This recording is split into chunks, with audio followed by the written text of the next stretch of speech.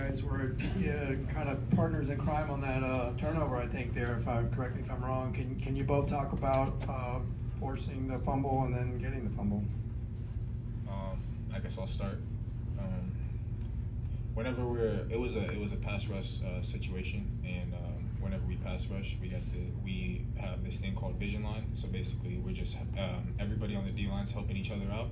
So I noticed that my tackle to my right was getting really wide, so I decided to make him right and go inside, and it worked out.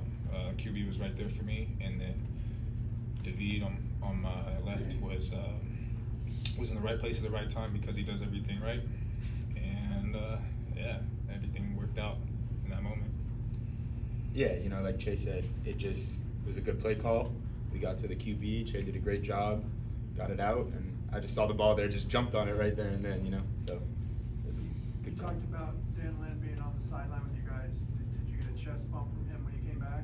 Yeah, the whole defense just crowded us as soon as we got off the field, and I couldn't tell who was who in that moment, but I'm sure he was in there somewhere. For both of you guys, we've talked about this defense's knack for, tackles for loss and all that. How ready do you guys now feel knowing that, conference play is about to start and Utah's the first opponent up? I don't think it matters who's up next. We pride ourselves on being ready for whatever opponent we have, whether it's home, away, nameless faces opponents. So whoever it is, we'll be ready for them come Saturday, and it'll be a great game. You guys, the offense has been clicking early on. You guys are 3-0, but the defense, you guys have had some highlights as well. What can you say about what you guys are doing this season? All I can say about that is we're paying attention to detail.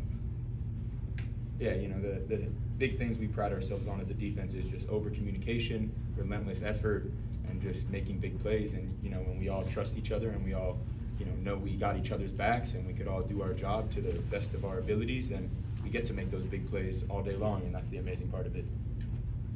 You guys obviously built a big lead and got a lot of players in there. I think there were like 8 running backs who played. What's it like to see your teammates who don't get a lot of playing time in the game making meaningful plays? What does that mean for you guys to see them get that joy in that moment?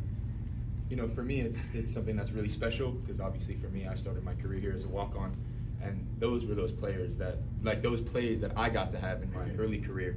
And I can remember all the way back to COVID year, our first game when we played Cal here, and that was my first snaps ever playing here at UCLA, and it was the most amazing moments for me. So to be there on the sideline and now getting to watch them, the guys that they work their butts off every single day to service us and give us a great look, for the offensive guys that come over to the defensive field and vice versa, our guys that are young D linemen that go over there to help our O-line get ready for that game, to see them really in there and make plays or not make plays, but even get a snap and be on the field at all. I couldn't be any happier for them because I know how much pride they have for it. So.